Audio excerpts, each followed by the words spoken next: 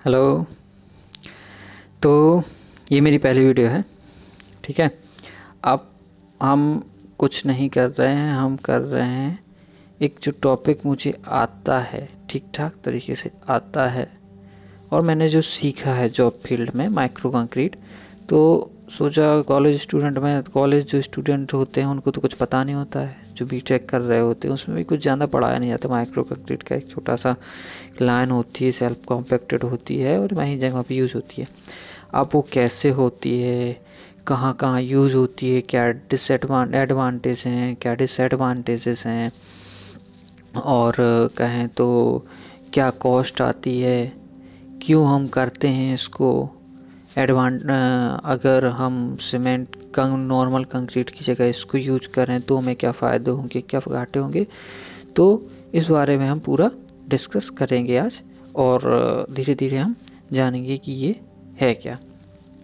तो यहाँ आप जैसे देख रहे हैं, ये जो यहाँ पे दिखाया गया है, ये कंक्रीट माइक्रो कंक्रीट का पाउडर दिखाया गया है। ये जो दिखाया गया है ये माइक्रो कंक्रीट का पाउडर दिखाया गया है। क्यों? क्योंकि ये पाउडर फॉर्म में आती है, ठीक है। और ये जो सेकंड पिक देख रहे हैं आप, ये सेकंड पिक है आपकी उस पंप की जहाँ पे हम माइक्रो कंक्रीट, जिसकी मदद से हम माइक्रो कंक्रीट को डालते हैं। क्यों? क्योंकि अभी आप इसका जब ये यूज़ देखेंगे, एप्लीकेशन देखेंगे, तो जानेंगे कि हम पंप क्यों यूज़ करते हैं, आखिर क्यों यूज कर रहे हैं। तो यहाँ पे चलो हम थोड़ा कंपोजिशन की बात कर लेते। नॉर्मली कंपोजिशन होती है इसमें, ये एक तरीके से फाइन एग्रीगेट होता है, सीमेंट होता है। सीमेंट नॉर्मल सीमेंट नहीं होता है, और कुछ एडिटिव्स मिला के उसको थोड़ा हाई स्ट्रेंथ बनाने के लिए हम सीमेंट को बनाते हैं और वाटर को मिक्स करते हैं कहाँ पे, साइड पे। ये बहुत ही प्लास्टिक नेचर का होता है। तो बाद में प्लास्टिक तरीके का बन जाता है और एक्सपेंड करता है। सूखने के बाद ये एक्सपेंड करता है, जिससे क्या होता है कि हम एक्चुअली इसको यूज कहाँ करते हैं, हम लोग डैमेज्ड या क्रैक्स जहाँ पे डेवलप होते हैं वहाँ पे यूज़ करते हैं। तो अब क्या होता है कि हम पंप के थ्रू इसको डाल देते हैं, ठीक है, डाल दिया। अब क्या होगा, जैसे हमने डाला, अभी प्लास्टिक फॉर्म में, लिक्विड फॉर्म में रहता है, ठीक है। फिर प्लास्टिक होगा, प्लास्टिक के बाद ये एक्सपेंड करेगा। जब प्लास्टिक बनता है तो एक्सपेंड करता है, तो एक्सपेंड करता है तो जो हम क्रैक्स में डाल रहे हैं, हिंदी में बोलें तो दरारों में डाल रहे हैं, तो वो एक्सपेंड करता है, तो वो अच्छे तरीके से क्रैक्स फिल हो जाते हैं, ठीक है। अब कहें तो क्या क्रैक्स में ही यूज़ करते हैं इसको, सीधी सी बात नहीं। क्रैक्स में ही केवल कहें यूज करते हैं तो ही नहीं है, हाँ क्रैक्स में भी यूज करते हैं और वहाँ पे यूज करते हैं जहाँ पे कंक्रीट पहुँच नहीं पा रही है। जैसे कि चलो एप्लीकेशन आ गया है, तो एप्लीकेशंस के बारे में बात करते हैं। देखिए इसमें क्या लिखा है, it is use particularly where area is restricted and where vibration of the placed material is difficult और इम्पॉसिबल। समझे, वाइब्रेशन नहीं हो सकता है इसका, प्लेस्ड मटेरियल इम्पॉसिबल है वाइब्रेशन होना। तो समझे इस बात को।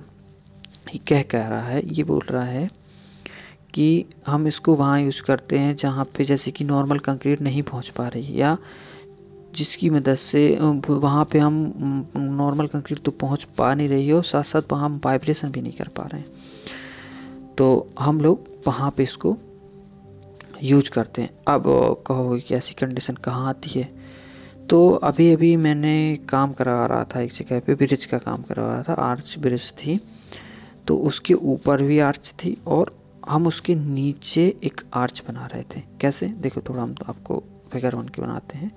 ये पुरानी आर्च गई हुई है, ये जो गई हुई है पुरानी आर्च है, ठीक है, ये गई है पुरानी आर्च गई है, ऊपर से ये रेलवे गई है, रेलवे लाइन गई हुई है, ठीक है।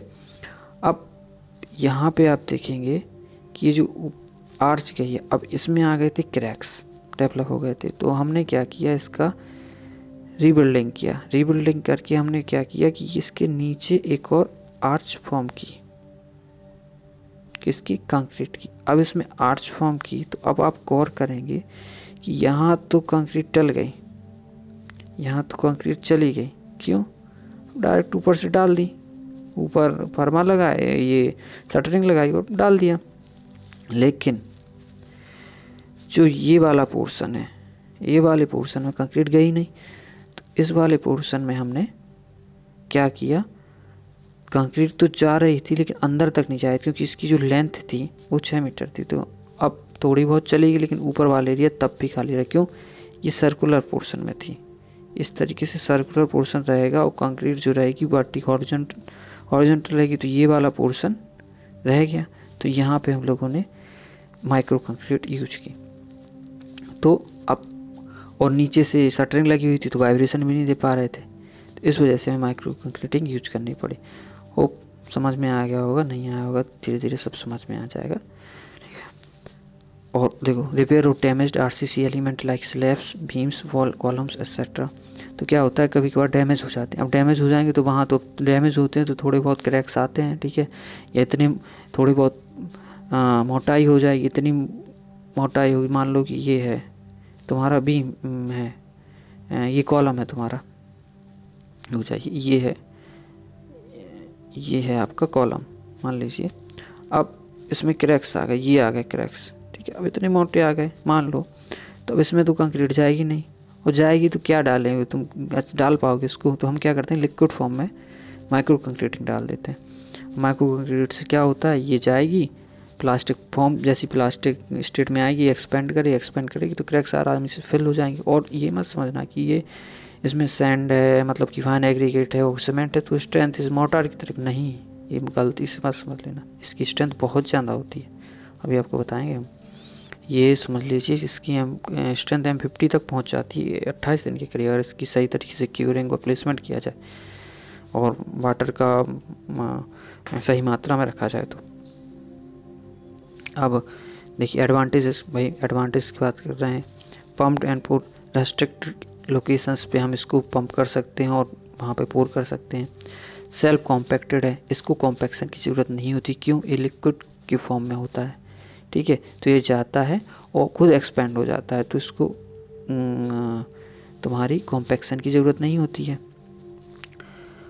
High initial and final strength होती है, स्ट्रेंथ बहुत ज़्यादा होती है इसकी, M50 तक पहुंच जाती है स्ट्रेंथ। तो एक M50 एक अच्छी खासी स्ट्रेंथ कहलाती है, जो इंजीनियरिंग पढ़ रहे होंगे थोड़ा बहुत जानते होंगे, तो M50 अच्छी खासी स्ट्रेंथ कहलाती है। ड्यूरेबल बहुत होती है, ठीक है। Applied at 100 mm thickness, 100 mm thickness तक हम इसको अप्लाइड कर सकते हैं। अब उसकी ज़्यादा अप्लाई करोगे तो अभी पता चलेगा कि फट्टा रूट पे आ जाओगे, अगर इससे ज़्यादा डालोगे तो।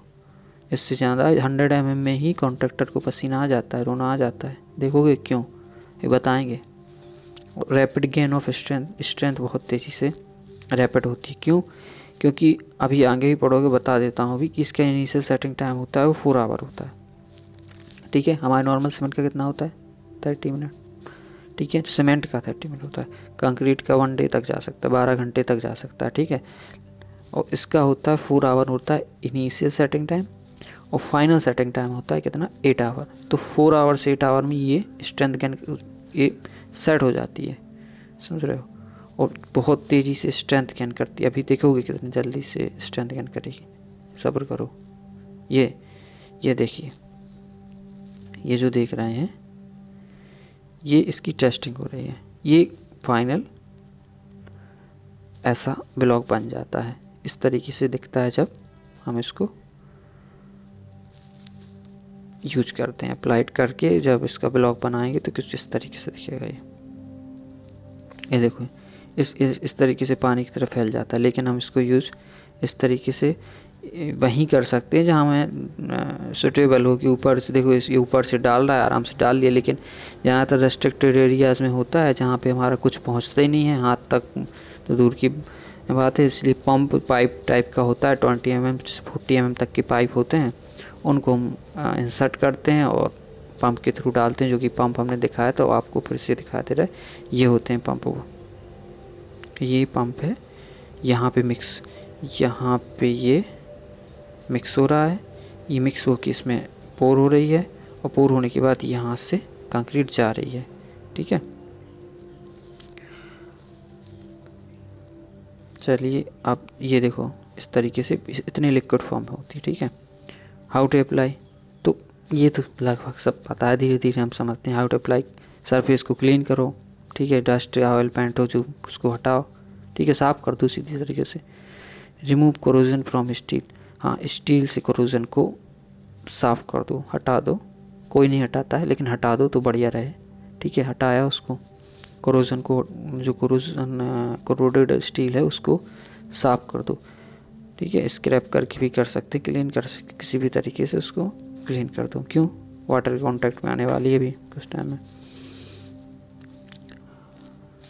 हाँ, और जहाँ जिस सरफेस पे हम यूज कर रहे हैं उसको सैचुरेट कर दो। जैसा कि हम ईंट बचपन से पढ़ते आ रहे हैं, एक तुम्हारा ऑटो वाले से मुझे कोई बता देगा कि ईंट को सैचुरेट क्यों करते हैं, क्यों? क्योंकि वो पानी ऑब्जॉर्व ना करे, किसका? मोटार का ऑब्जॉर्व ना करे। वैसे ही सेम इसमें है कि कंक्रीट का जो माइक्रो कंक्रीट है उसका ऑब्जॉर्व ना करे, इसलिए सरफेस को हम थोड़ा सैचुरेट कर दें, ठीक है, नॉर्मल सी बात है। Mixed water and powder from concrete bag, ठीक है। अब वाटर को मिक्स करो किसमें? कंक्रीट बैग में। जो कंक्रीट बैग बोले तो माइक्रो कंक्रीट के जो बैग आते हैं उसमें मिक्स कर दो। इसके बैग आते हैं 25 kg का एक बैग आता है, ठीक है। जैसे सीमेंट का 50 kg का आता है, इसका 25 kg का एक बैग आता है। अब और कैसे किस हिसाब से बैग मिक्स करना चाहिए? 4 लीटर पर 25 kg, ठीक है। Mix thoroughly with forced action at, देखो ये रुक जाइए, इसको गौर करना है। 4 लीटर पर 25 kg है, ठीक है, ये ध्यान रखना। इस तरीके से ही हम यूज करते हैं, ना ज़्यादा होगा तो क्या होगा? उसमें वॉइड्स बन जाएंगे। क्यों? एक्स्ट्रा वाटर कंक्रीट के बीच में होगा, एवापोरेशन होगा, वेपराइजेशन होगा और उसमें वर्ड्स बन जाएंगे। ये सबको पता है, ये फर्स्ट ईयर का लड़का जानता है, ये बताने वाली बात नहीं है। और कम पानी होगा तो रिएक्शन ही नहीं कर पाएगा, ठीक है। तो 4 लीटर पर 25 kg के अराउंड होता है इसके अगल बगल, ठीक है। Mix thoroughly with forced action at least 5 minute तक इसको मिलाना है अच्छे तेज़ी से। अब तुम ये मत कर देना, ये गलती मैंने देखी थी जहाँ पे मैं काम करवा रहा था कि वहाँ के कॉन्ट्रैक्टर ने इसको यूज किया किसमें? बड़े वाले मिक्सर में, जिसमें हम लोग कंक्रीट यूज करते हैं, समझ रहे हो। अब भाई साहब के कॉन्ट्रैक्टर हैं महान, उन्हें आता तो कुछ है नहीं, अब उन्होंने कर दिया।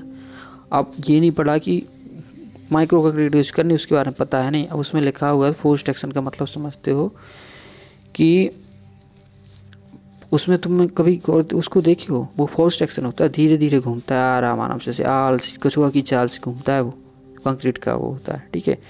इसमें क्या होता है? बहुत तेज़ी से घुमाना होता है। क्यों? ये लम्स बहुत जल्दी बना लेता है।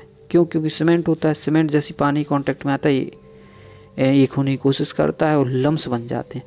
तो उस वजह से जब ये कंक्रीट वाले मिक्सर में कर रहे थे तो लम्स बन रहे थे बहुत ज़्यादा, ये दिक्कत आई थी, ठीक है।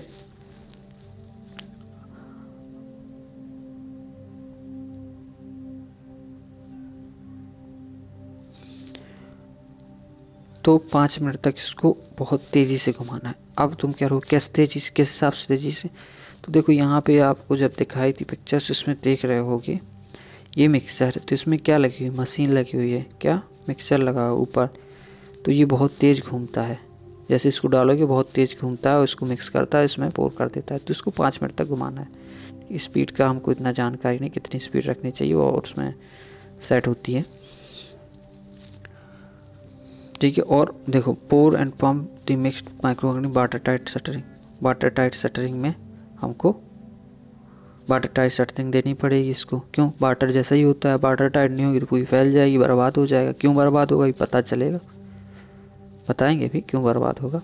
लेकिन अब जब एडवांटेज अच्छे हो ना तो बर्बादी भी सह लेते हैं। क्यों? जहाँ काम ही नहीं हो पा रहा हो तो बर्बादी भी सहते हैं। क्यों? अब हमारा सिविल इंजीनियरिंग का मेन एम होता है स्ट्रेंथ, ठीक है। और दूसरा जब स्ट्रेंथ उसी और इकोनॉमी की, वही स्ट्रेंथ एक कम पैसों में गेन हो जाए तो अच्छी बात है। लेकिन ये इसका मतलब ये नहीं कि कम पैसों की वजह से हम लोग स्ट्रेंथ से कॉम्प्रोमाइज़ करें। तो स्ट्रेंथ हमें चाहिए है, अब वो किसी भी तरीके से आए, ठीक है। क्योंकि चलिए बहुत सब जानते हैं, cure the repair surface for minimum 7 days तक इसको क्योर करना चाहिए। डिसएडवांटेज की बात करते हैं, it can applied in section up to 100 mm deep, ठीक है। डिसएडवांटेज यही कि 100 mm डीप तक इसको करना चाहिए। अब डिसएडवांटेज समझ लो, एडवांटेज समझ लो, कुछ भी। एडवांटेज डिसएडवांटेज इस तरीके से बोल रहा है कि इससे ज़्यादा नहीं कर सकते हो, ठीक है। मोर देन दे लिखा ना, फॉर मोर देन थिकनेस नहीं कर सकते, ठीक है। प्री कैलकुलेटेड एग्रीगेट में भी रिक्वायर्ड, जो नॉर्मल कंक्रीट है उसको यूज़ करोगे तो ज़्यादा अच्छा है। सेटरिंग शुड भी 100% वाटर टाइट होनी चाहिए। अब वाटर टाइट करना आसान थोड़ी है, बोल दिए वाटर टाइट, ठीक है, चलो हो जाता है, लेकिन तब भी वाटर टाइट। कॉस्ट ऑफ मैं जहाँ काम करवाया तो वहीं पे यही दिक्कत आई थी। Cost of concrete is very high, जो कंक्रीट की कॉस्ट होती है वो बहुत हाई होती है। अब आई ना बात, क्यों, चलो बताते हैं आगे। वैसे कॉस्ट चलो बताते हैं आगे बताते हैं। देखो इसको कॉस्ट को हम आगे डिस्कस कर रहे हैं, चिंता मत करिए, आगे डिस्कस करते हैं इसको। कॉस्ट कंपैरिजन में कंप्रेसिव स्ट्रेंथ होती है 100 किलोग्राम पर इन 1 डेज, समझ रहे हो। 1 डे में 100 किलोग्राम पर सेंटीमीटर स्क्वायर पहुंच रही है। 7 डेज में M40 के बराबर कंक्रीट की स्ट्रेंथ पहुंच रही है, देख रहे हो इसको, M40 के बराबर। और 3 डेज में M30 की। तो क्यों बोला था रैपिड गेन, इसलिए बोला था रैपिड गेन, अब समझे। और 28 डेज में M50 के बराबर पहुंच रही है, तो ये भी समझो। फ्लेक्सुरल स्ट्रेंथ 50 kg पर सेंटीमीटर स्क्वायर 28 डेज में होती है। चलो वाटर एब्जॉर्प्शन इतना कम होता है, जो वाटर एब्जॉर्प्शन होता है वो 0.45% होता है 24 घंटे में। इनिशियल सेटिंग टाइम 4 आवर होती है, आपको पहले बताया था। फाइनल सेटिंग टाइम 8 आवर होती है, कि अराउंड होती है, ±10 मिनट हो सकते हैं, 10-20 मिनट, ठीक है। कॉस्ट कंपैरिजन, अब देखो हमने इसमें पूरा बताया नहीं कि किसका क्या कॉस्ट रहता है, क्योंकि सब कंपनीज के हिसाब से सबका अलग अलग कॉस्ट रहता है, सीमेंट का भी और तुम्हारा इसका माइक्रो कंक्रीटिंग का भी। अलग अलग कंपनीज अलग अलग रेट देती हैं, लेकिन ज़्यादा डिफरेंस नहीं रहता। एक राउंड में बता रहा हूँ कि जो सीमेंट की बोरी आती है वो 50 kg की आती है 350 रुपये की करीब, या कहें तो 350 रुपीज़ की आती है। और जो ये कितनी होती है, 50 kg की होती है, किसकी, सीमेंट की, ये सीमेंट की है, ठीक है। और माइक्रो कंक्रीट की आती है 1200 रुपये की पर 50 kg।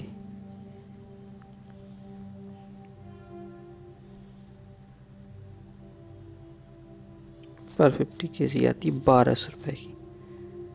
क्यों, और जो कि आता है इसका 25 किलोग्राम बैग आता है, तो 600 के अराउंड पड़ता है, ठीक है। तो अब आप समझ सकते हो कि एक तरफ 50 kg सीमेंट पड़ रहा है 350 रुपये का,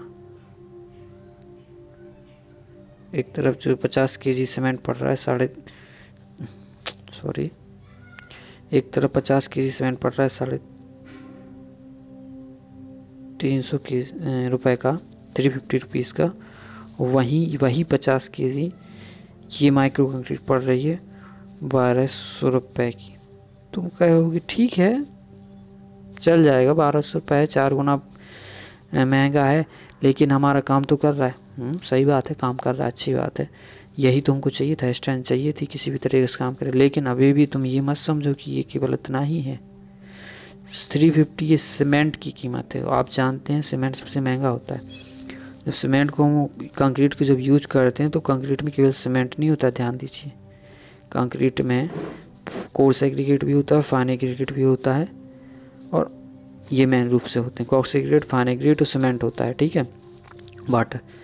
तो इसका वॉल्यूम बहुत ज़्यादा हो गया 350 kg में, ठीक है। लेकिन इसमें ये 1200 रुपये में केवल 25 kg ही है। 350 में कंक्रीट 50 kg नहीं बनेगी, और ज़्यादा बन जाएगी, लेकिन 1200 रुपये में केवल 50 kg ही बनेगी, इससे ज़्यादा नहीं बनने वाली है, समझ रहे हो।